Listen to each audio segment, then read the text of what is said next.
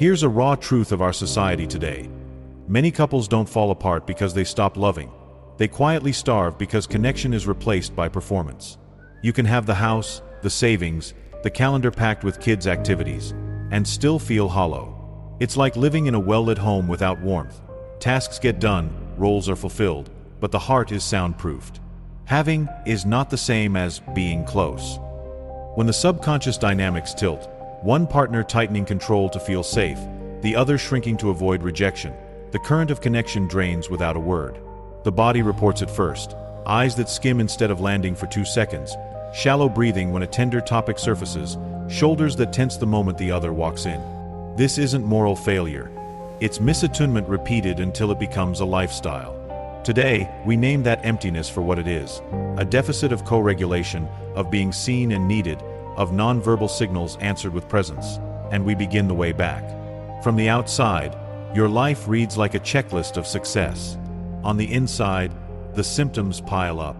Arguments loop on the same topics: money, chores, in-laws, how the kids should be raised. But nothing resolves. The next week you're back at the same junction with the same tight throats. Nights end with parallel scrolling. 2 people in one bed, each inside a separate world. Date nights feel like status maintenance, not discovery. When intimacy happens, it's mechanical or postponed. When it doesn't, one of you quietly keeps score.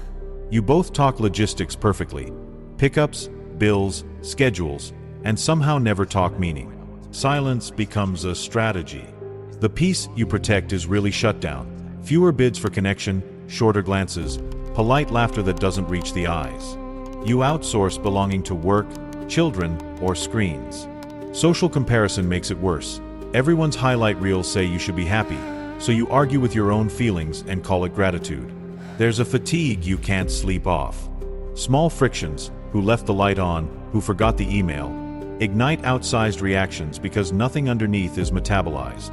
You sense a drift: less inside jokes, fewer private rituals, more negotiations than invitations. You are busy, efficient, and functionally alone together. The problem isn't the topics you fight about, it's the invisible climate that supports them. They look perfect on paper. 2 kids, a renovated kitchen, matching luggage for summer trips. In session, she says her chest feels like a stone before bed. He jokes about needing decompression time, stays up late with podcasts until she's asleep. When I ask them to sit knee to knee and hold eye contact for 60 seconds, something obvious appears. Their eyes never actually land. They orbit: foreheads, floor, window, anywhere but the other's pupils. Her breath rises to the collarbone. His jaw locks. Here's the reveal: they don't lack love. They lack the felt experience of being seen and needed in real time. Their marriage runs on logistics because logistics don't reject you. Eye contact does. Slowing down does. Naming fear does. The emptiness she reports is not a vacuum. It's the residue of hundreds of micro-misses, where signals were sent and no one answered. What appears as boredom, nitpicking, or low desire is usually a nervous system problem masquerading as a relationship problem. Under stress, your bodies stop playing together. One partner, often the pursuer, escalates. More questions, more texts, more, "Can we talk about this?" The other, the withdrawer, protects by minimizing. Short answers, detours to work, a friendly but distant tone. Both strategies are attempts to feel safe. Together, they form a closed loop. The more one chases, the more the other retreats. The more the other retreats, the more the first chases. Now add the performance marriage. You become excellent co-managers, calendars synchronized, savings on track, vacations booked with military precision. KPIs look great: mortgage, milestones for the children. But KPIs are output metrics, not attachment health. The system prizes efficiency over attunement. You cut the eye contact to save time. You replace curiosity with updates. You outsource soothing to screens. The marriage functions, but it does not co-regulate. At the core is misattunement. Micro-moments when one partner's signal doesn't match the other's response. She says, "Long day," hoping for warmth. He hears, "Problem to solve," and offers tips. He shares a work setback, wanting dignity. She rushes reassurance that accidentally erases his experience. Neither is unkind. Both are out of sync. Multiply that by years and you get a felt sense of living next to, not with each other. Attachment patterns intensify it. Anxiously attached partners read neutral pauses as danger and push for reassurance. Avoidantly attached partners read intense bids as engulfment and move away. The result is threat appraisal on both sides. The body prepares for attack or escape, and intimacy feels risky even in a safe home. Here's the raw truth. Have is not equal to connect. Material abundance cannot substitute for co-regulation. The steady exchange where my nervous system relaxes in yours. Emptiness is not the absence of things. It's the absence of being registered. When your signals land, eyes meet, breath lengthens, shoulders drop, the climate changes. Without that, every conversation rests on a thin layer of ice, and even kindness feels like strategy. Before words fail, bodies speak. Watch the distances. You start the evening on opposite ends of the couch, feet angled away instead of toward. Notice the micro flinches. A shoulder tightens when your partner enters the room. A jaw ticks when the topic shifts to money or sex. Eyes skim rather than settle. Glances under 1 second signal scan, not see. Breathing climbs into the chest during tender moments, producing quick nods and faster speech to get through it. Touch becomes purely functional, handing a mug, passing a phone, while affectionate touch, a palm on the back, a cheek kiss held 2 beats, disappears. Timing tells on you. Bids for connection arrive when both nervous systems are saturated, after bedtime routines, emails, dishes. You call this bad timing, but it's actually avoidance in disguise, picking moments when depth is least likely to land. Even laughter changes timbre, more air than warmth. These signals aren't trivial, they're climate data. When you read them early, you can intervene. Slow the breath, lengthen the gaze, close the distance, before the conversation becomes a negotiation. Attachment isn't a label. It's a set of reflexes your body learned to keep love from disappearing. In secure patterns, stress pulls partners closer.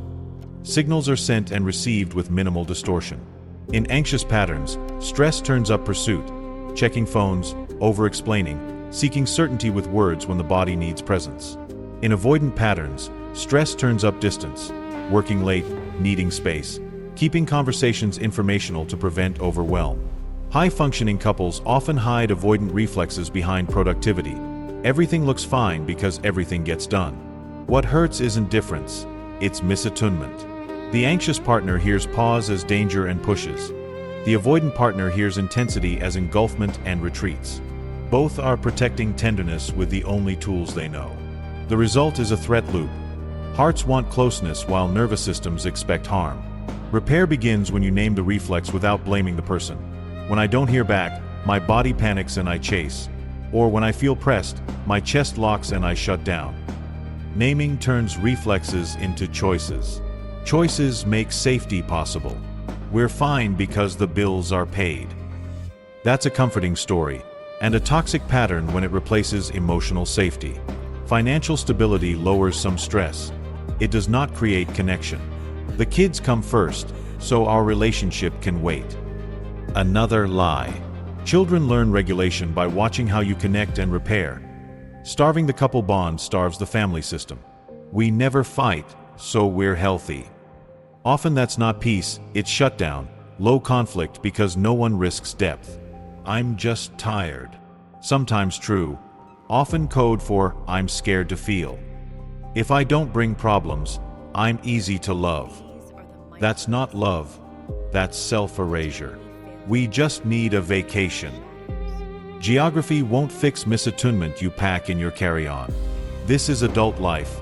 Emptiness is normal. Numbness is common. Numbness is not health. The raw truth. These lies protect you from short-term discomfort while taxing long-term intimacy. Honesty isn't cruelty. Honesty is the first act of empathy, with yourself and each other. On paper, they're low conflict. In reality, they're low pulse.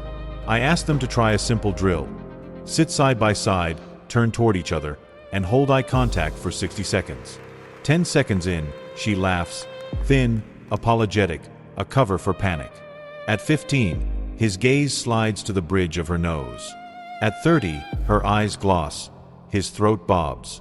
At 45, she whispers, "I forgot what this feels like." The room gets very quiet. The reveal isn't fireworks. It's recognition. Their bodies remember what their calendar forgot. Being seen is a nutrient, not a luxury. What they called, "we're just busy," was a long fast from co-regulation. Depth didn't vanish. It atrophied from disuse.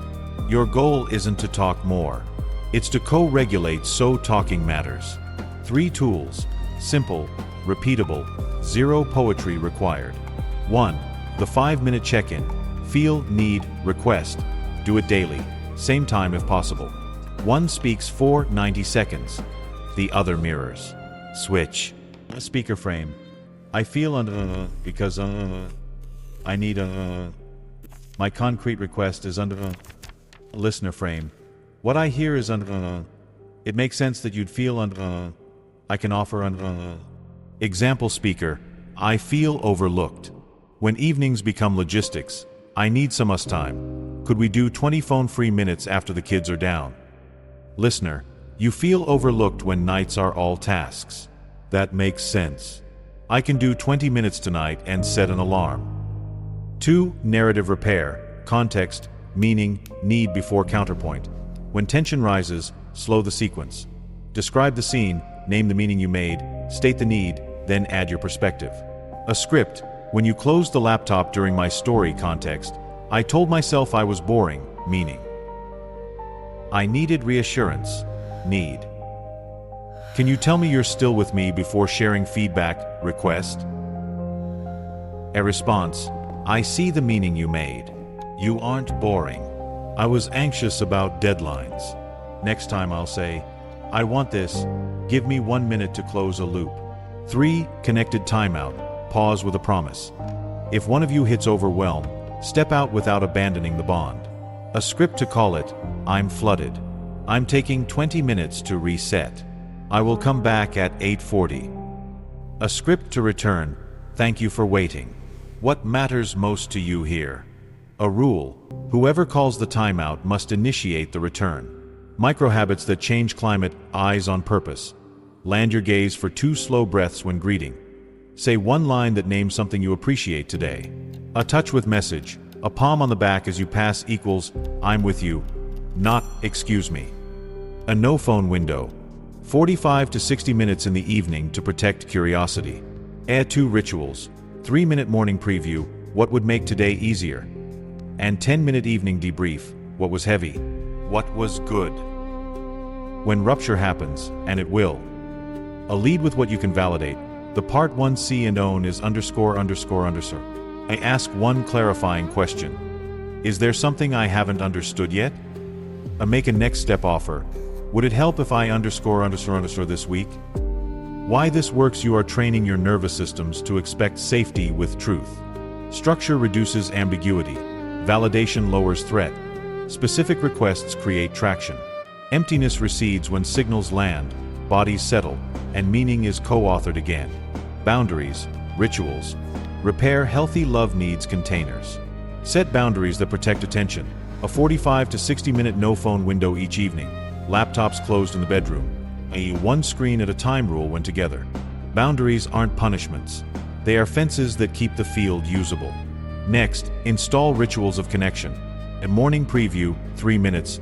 What's 1 stressor today, and 1 way I can support. A evening debrief, 10 minutes. What was heavy? What was good? What do you need tonight? A microgreets. When you reunite, 2 slow breaths of eye contact plus 1 specific appreciation. A touch with message, a steady palm to the back, a cheek kiss held 2 beats, signals the body believes. When things go wrong, and they will, use repair deliberately. 1. Own impact before intent. I cut you off and you felt dismissed. 2. Name the need you ignored. You needed presence, not solutions. 3. Offer prevention. Next time I'll mirror first, then ask to problem solve. 4. Make a small, dated promise. Tonight, 20 phone-free minutes after 9. Rituals create predictability. Predictability lowers threat. Low threat makes desire and play possible again. Here's the bottom line. You don't feel empty because you're missing achievements. You feel empty because signals don't land. Having measures inventory. Connection measures co-regulation.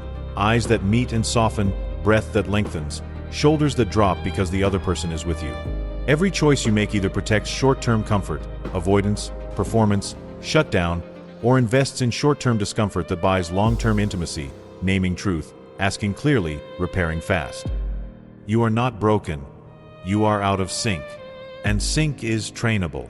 Choose one boundary, one ritual, and one repair phrase to practice this week. Track the climate, not the scoreboard. More glances that land, more laughter with warmth, fewer conversations on ice. Emptiness is the absence of being registered.